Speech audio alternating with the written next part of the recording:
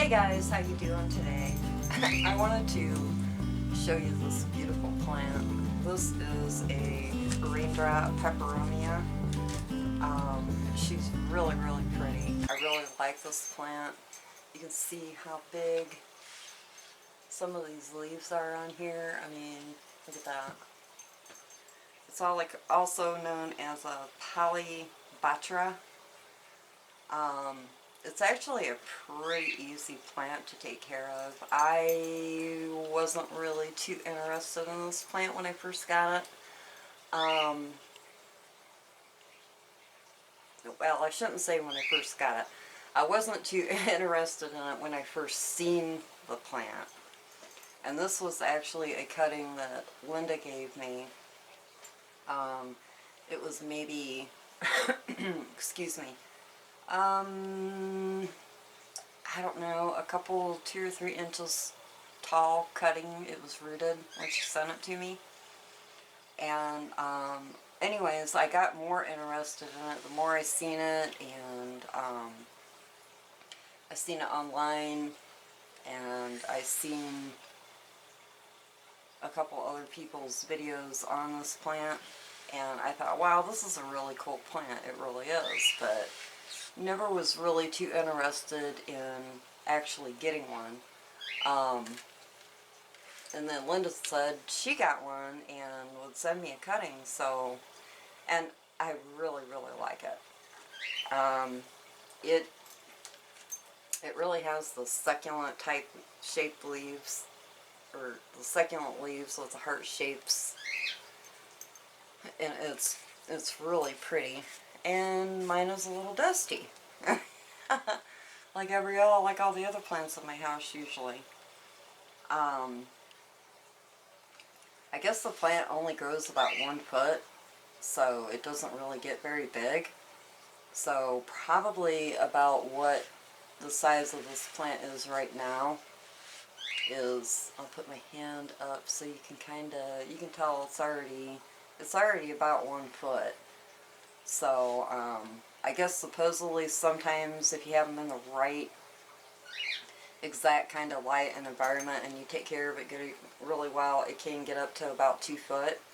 So you know, it stays pretty compact, and you can see it does make babies. You can see the babies, it just pops out. This is actually made a secondary stem right here. You can see right here, well, if you can see, the leaves are all kind of in the way, but this was the original stalk, and you can see how thick, at least I hope that you can. Let me see if I can zoom in here on how thick. There, you can kind of see it. It's about as big around as my finger, or maybe bigger, and then it's made this secondary stalk right here. So hard to see with so many big leaves, and you can't move the leaves easily because you don't want them to snap. But yeah, very pretty plant. I'll just kind of keep sort of turning it so you can see.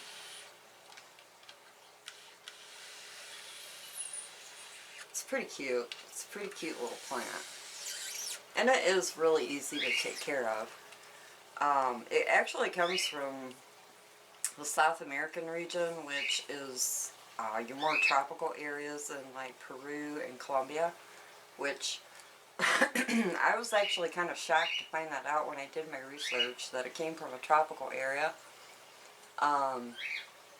So it does like water. It doesn't want to dry down and stay completely dry for a really long time, and it does have a really shallow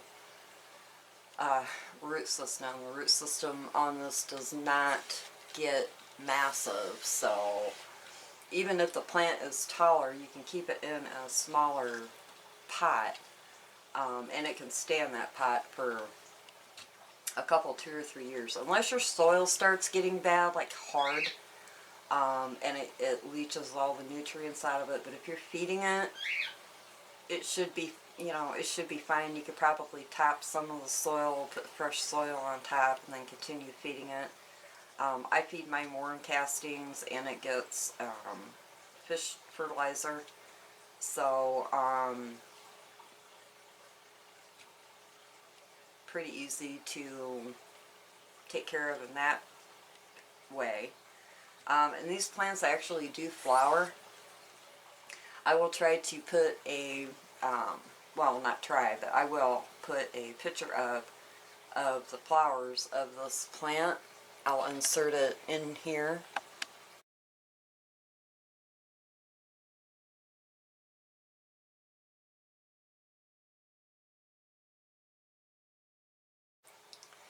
But as you can see, they are, they kind of look like a mouse tail. It's like a long bushy spike with a bunch of little flowers and stems all over the top of it. It's actually the pepper plant family. So, even though I guess the flowers don't smell like pepper, but mine has never flowered yet. Don't know if it ever will. I'm not really interested in the flower. The majority of my plants that try to flower, when I see that happening, I usually cut the flower stalk off because I'm not interested in the flowers.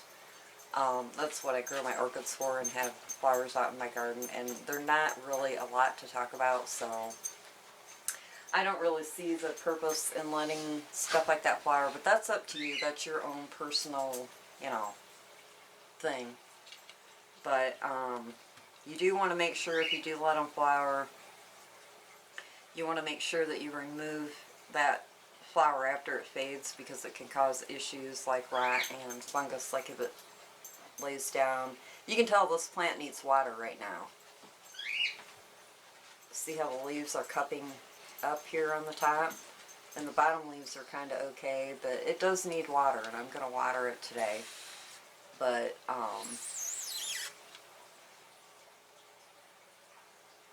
anyways, the flowers, if you let them stay on the plant like any other plant, it can cause issues like rot and, you know, fungus. So you just want to make sure to remove the flowers when they're done blooming and they're faded or start to fade. You can go ahead and cut them off, just like a leaf, a bad leaf. Like this one, I noticed right here has a leaf that's yellowing right here.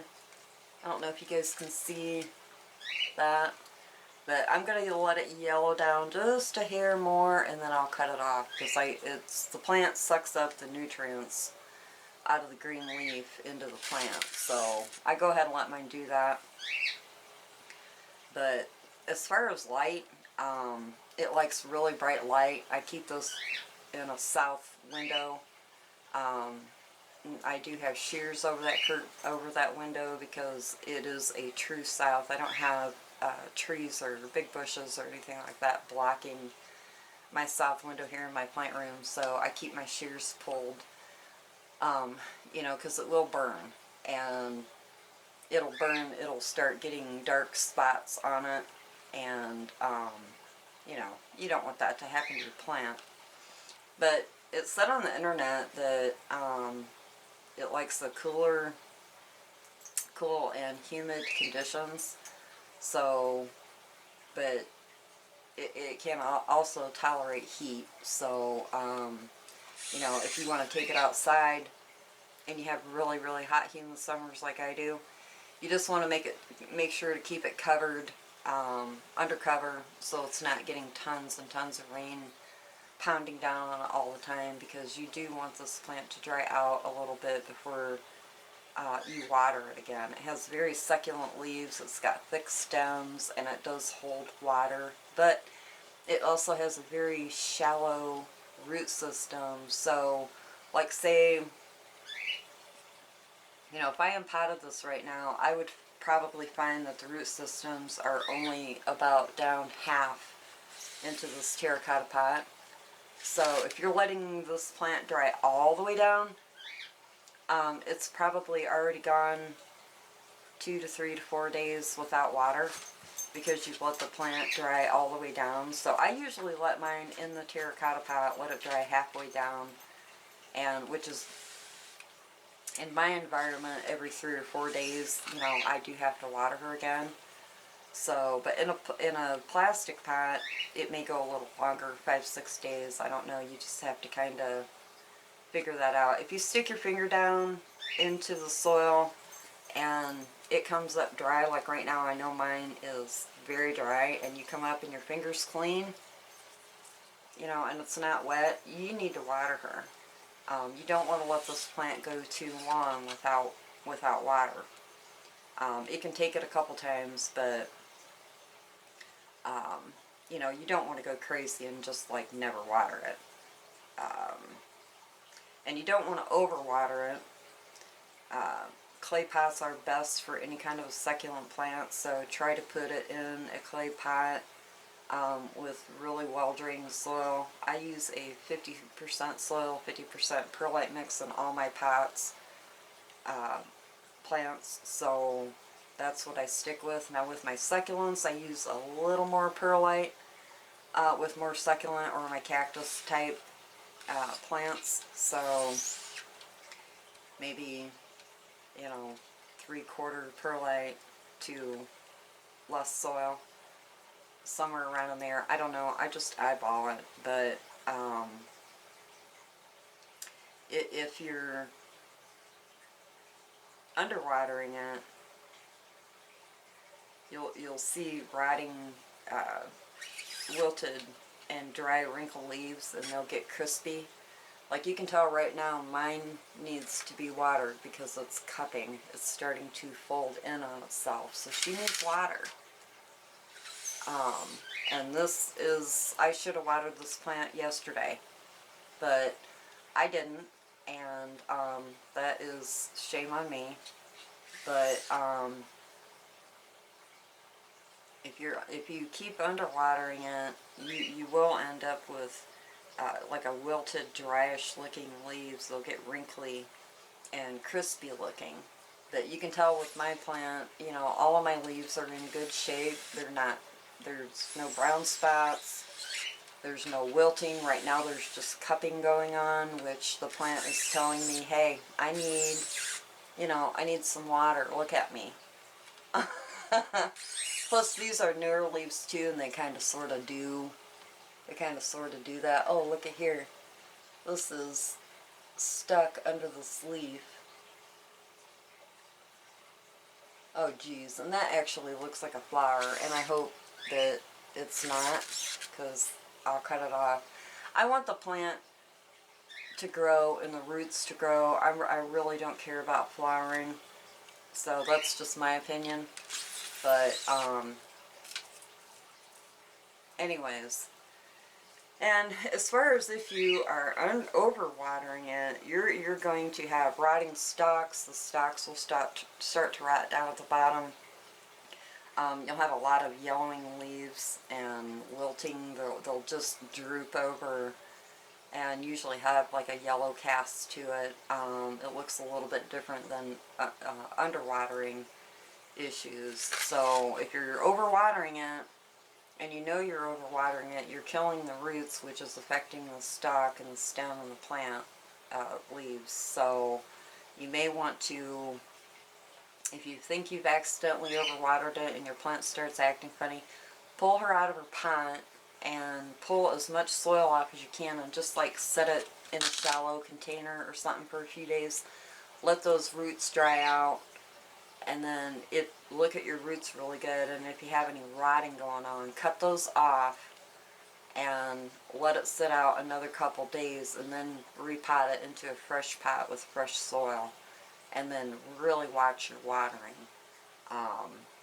I've saved quite a few plants by accidentally overwatering, because I love to water my plants, so it's very relaxing to me. I know a lot of people hate having to go around and water all their plants, especially when you have a lot of plants, but I enjoy it, and I don't water all my plants in one day. So I have kind of a routine where I water one room one day, and another room another day, and another room another day. So every day almost I'm watering plants, just about. Not every day, but so yeah, there's your tips on underwatering and overwatering. And you'll the more you have, the longer you have plants, and the longer you have one plant, you'll know it. Like this plant I've had for about a year. Now I've got this plant's cousin, the UFO plant, the friendship plant, or whatever you want to call it. That plant doesn't do good for me. And it sits in the exact same window in the exact same spot, and they're like an inch or two away from each other. This plant does wonderfully for me, and the other one just, it doesn't grow good like this one. So if you like these plants, I would recommend this plant. It seems like it's easier than the UFO plant or the Peperomoides. I think it's called the Peperomoides. But this plant is a lot easier to take care of, in my opinion.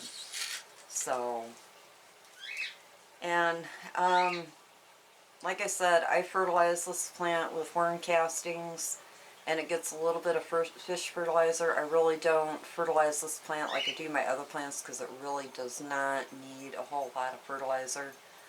And I would say in the summertime, you know, spring and summer, fertilize it really well. And in the wintertime, now I grow my plants with grow lights, so I do keep fertilizing in the winter because I do grow under grow lights, and my plants continue to grow. So I personally do fertilize this plant in the winter also, but if you're not growing under grow lights, or in a grow tent or a greenhouse or whatever, you're probably not going to want to keep continually fertilizing this plant in the winter. I've already pretty much talked about, you know, repotting. You don't really need to repot this plant a whole lot because it does have a shallow root system, and it isn't going to overtake your pot unless you've got it like in a very, very small pot to begin with. You know, you might want to bump it up. I think this is a 4-inch orchid pot, or excuse me, clay pot. And she'll probably never have to come out of this unless I just have to refresh the soil, you know, after a couple years or whatever. But, so you have to kind of play it by ear and just keep an eye on the plant itself with this.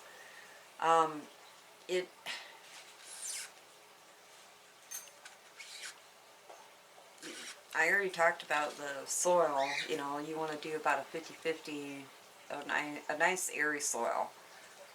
No matter what your soil that you use or your consistency. You know, I know a lot of people use bark and stuff like that. I don't. I just use the soil and perlite. So whatever you do, whatever you use, just make sure it's nice and airy. And you want your soil to drain properly and not pool at the top of your soil. And as far as propagation, I've never actually propagated this plant, but I know when it was given to me, all that Linda did was cut the top off, stuck it in some water, and it rooted out, and then she sent it to me. But from what I've read on the internet, you can also do leaf cuttings, which, from what I was reading and understand with this, you would take a leaf, and you want to use a healthy leaf. You don't want to use, like, say this leaf that's starting to yellow and die off. You wouldn't want to use that. You want to use a nice, healthy leaf. Like, say, you know, this is a new leaf that just come out, or, you know, one of these top ones, but, you know, a nice, healthy leaf, and you can cut it, cut it in half. Excuse me, cut the leaf in half this way, and then stick each cut part down into the soil or spag, and it will shoot up new babies. You can also root it from the stem, either from this part of the stem or this part of the stem. And so it seems like it's pretty easy to propagate. Like I said, I've never done it, so and probably more than likely never will, because I just don't really propagate a lot of my plants unless somebody wants a cutting of something, but because I don't like want 500 of the same plants all over. But, so propagation seems pretty easy on this plant from what I've read. And they also said, you know, make sure when you're propagating it to do it in the spring or summer. That way you have a little bit more luck, you know, with the plant. So, but if you have grow lights or grow tent or, you know, some kind of vessel that you can put it in, it should do just fine. And as far as pests, I mean, I've personally never had any pests on this plant, but from what I've read, you can get mealybugs on it pretty easy. Like pretty much any succulent type plant is usually really prone to mealybugs. And it can also get spider mites. So it does like a little bit of humidity, but I don't really see where it would need, because it's such a succulent plant, I don't really see where it would need that high of a humidity. And I could be totally wrong about that. I keep my humidity in my house runs between 50 and 60% when I have control of the humidity. But that's what it said on the internet, and I found several websites that said that. So yeah, I really don't know about that. You would have to, you know, maybe if you lived in a drier climate where you don't have a lot of humidity, you know, just keep it up right next to other plants, and, you know, that humidity is going to be more around this plant if that's what it really needs. But, you know, as far as the pest goes, just keep it clean, keep it dust free. And now I use neem oil on all my plants, so I recommend neem oil. I like it, I love it, I use it, I don't have a lot of problems. And if I do have a problem, like I have a alocasia that she is very prone to spider mites for me, and as long as I'm spraying her once a month with my neem oil, she hasn't had a problem. But if I skip a month, even though my humidity is good, the plant just seems to like having spider mites. I don't know. But,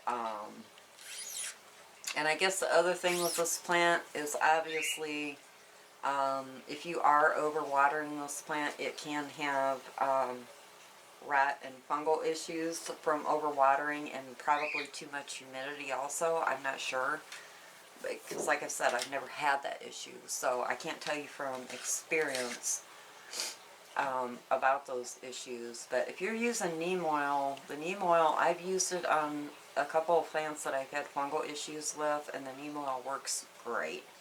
Now, it is not, if you're rotting your plant out, nothing's going to save that plant except for going ahead and hurrying up and trying to propagate it, or pulling it out of the pot and letting the roots dry off, and then cutting the rotten off, letting it dry out a little bit more, like I said earlier. But so this plant is very easy care. I think it's easier to take care of, and it grows faster than the Peperomia does. I enjoy this plant better. I love looking at the big heart-shaped leaves. And just because it grows better for me personally, obviously I enjoy the plant more than I do the Peperomia. The Peperomia is always a struggle for me. I just really do not enjoy the plant, because when I look at it, it just always looks sad and creepy. It's a creepy look. It's a creepy looking plant, because it does not do well for me, and I don't understand it, because this one does, and they sit right beside each other. And I've tried putting it in lower light and higher light, watering it more, watering it less. I've had it in clay pots and plastic pots. I mean, I've tried everything. I've tried it in natural light and grow light situations, and this plant does a lot better. So if you want a plant like this, like one of the two, the Peperomia or this one, the Raindrop, I would say, in my opinion, lean towards this plant, because this plant seems to do better. It looks prettier, and it's not fussy. So Alright guys, I think that I have covered everything, I think, and I hope. If you guys have this plant and you have any more tips you want to add them down in the comment section below, or if you have a question of something that I haven't covered, I'll be more than happy to try to answer your question. I am not an expert on this plant. I've only had it for probably not even a year yet, because I believe when Linda sent this cutting to me, it was the end-ish of summer. So I've had it almost a year, but you know, most of my information that I've given to you guys is information of me having it for the time that I've had it, and information that I've gathered off the internet. So, you know, it's but it is a beautiful plant. I mean, look at these beautiful leaves, and look how big they are. I mean, this is the biggest leaf, but I just love it, and I kind of like it. It's kind of puckery. I mean, you could dump some water in there, and it would be a little cup. It's so cute. But I do need to water the squirrel, and I'm going to do that as soon as I sign off here. So, alright guys, I will talk to you later. And you guys have a great day. Bye. Peace.